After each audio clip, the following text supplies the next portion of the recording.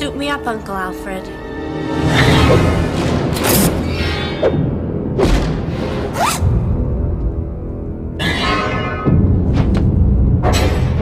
I love everything. Fire spreading all around my room. My world's so bright, it's hard to breathe, but that's alright. Hush. Hey guys, it is Tristan with Nerdhead's Newsstand, and I want to talk a little bit about another announcement that was made yesterday. And actually, I have a video later about another announcement from DC. There's just been a bunch of news. Now, I'm hoping this sounds okay. It is dreadfully hot outside and I have a fan going, so I apologize if the audio is a little off. But first off, I want to talk about the release of information that the Batgirls project has gotten a director, and we will take a look at an article from Deadline here in a second. But first off, they did not specify Batgirl. Now, I have a lot of hopes for this, but if you take a look at some of the origins when it comes to certain characters, they are heavily reliant upon the need for Batman and Robin. If you look at Year One by Chuck Dixon, it is very much so influenced by the ability to be able to Barbra Gordon interact with both Tim Drake and with Batman. So I'm not sure how they are going to do it, but it does seem like they're looking for someone a little older, and I think that's good.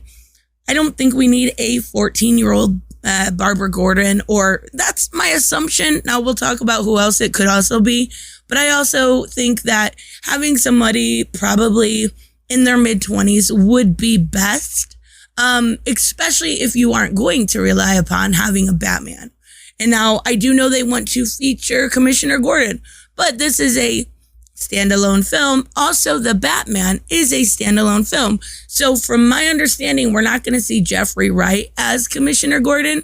So the whole problem with Barbara needing to be race swapped goes out the window. So if that isn't an issue, we have two redheads. Let's see if they end up staying redheads or not. Now, the reason I say Commissioner Gordon is going to be in this movie is because this has been rumored for well over a year. Now, of course, there has been 6 other women to be Batgirl, starting with Betty Kane. Of course, it's not going to be Betty Kane. I think Crisis on Infinite Earths pretty much wiped her out of existence as Batgirl. There also could be Barbara Gordon, Helena Bertinelli, but she was only Batgirl in No Man's Land. Cassandra Cain, basically we see her as Black Cat or Orphan now. Really not a Batgirl, but kinda, right?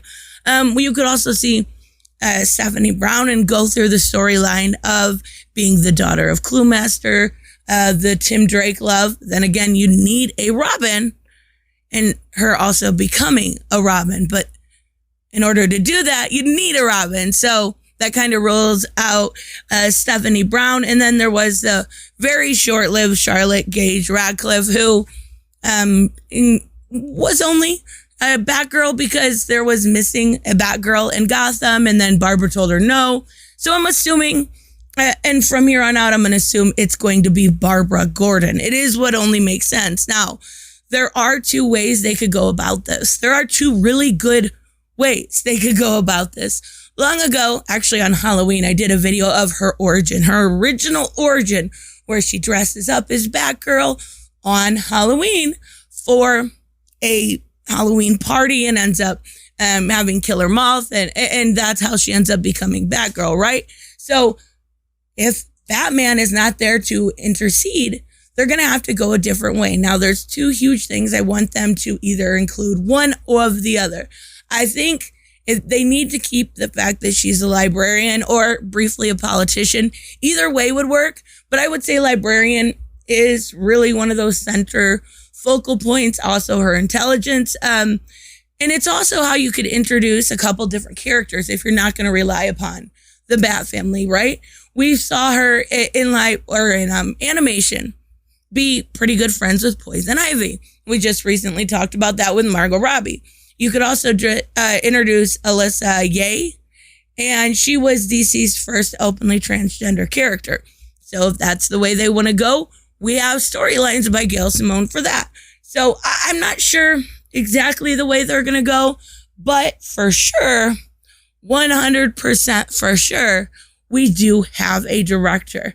Now, the cool thing about this director is they did Bad Boys for Life, which last year was the highest grossing movie of all year. Now, I know the pandemic and all that stuff, but the talent's there.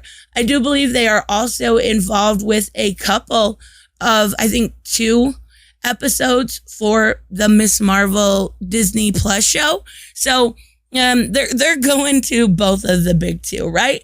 Now, there's no casting information. There is nothing available. I don't know what I just did.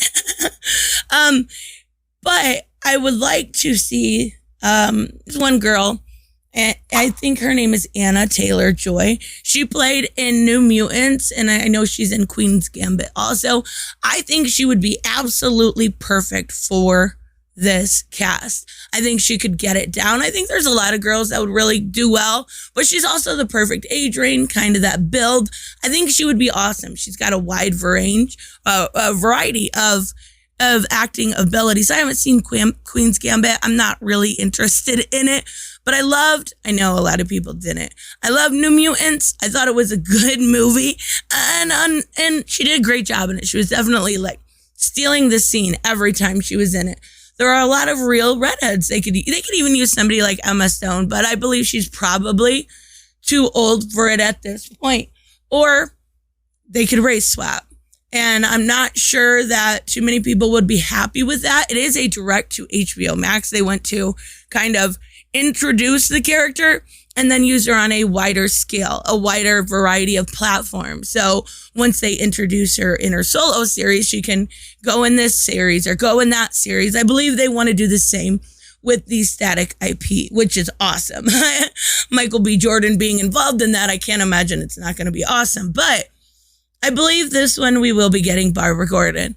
And my hopes is that we get a redhead for both her and her father. Now, sometimes their father's not drawn with as red of hair, but this may be able to go in and eventually, if we're doing year 1 style, may be able to go in and intercede with the Gotham PD show we're getting.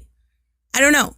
I'm really excited. I'm optimistic. I want to see a great Batgirl, but it's very hard to introduce Batgirl without Batman or Robin. So they definitely have their work set out for them.